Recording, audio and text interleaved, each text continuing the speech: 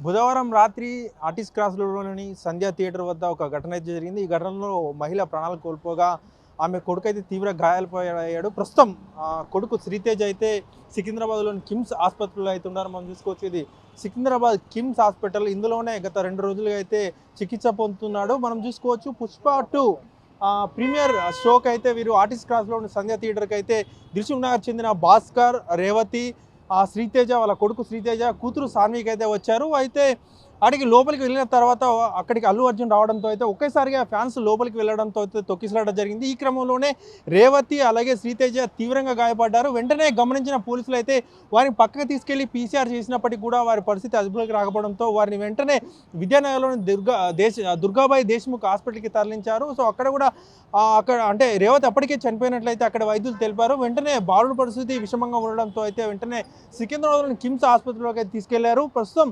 బాలుడి పరిస్థితి క్రిటికల్గా ఉందని చెప్పేసి అయితే వైద్యులు చెప్తున్నారు. బాలుడికి సంబంధించి అయితే బులెటిన్ త్వరలో విడుదల చేస్తామని, అంటే బాలుడి పరిస్థితిపై బులెటిన్ విడుదల చేస్తామని చెప్పేసి కూడా చెప్తున్నారు. మరోపక్క ఈ ఘటనపై మైత్రి మూవీ మేకర్స్ కూడా స్పందించింది.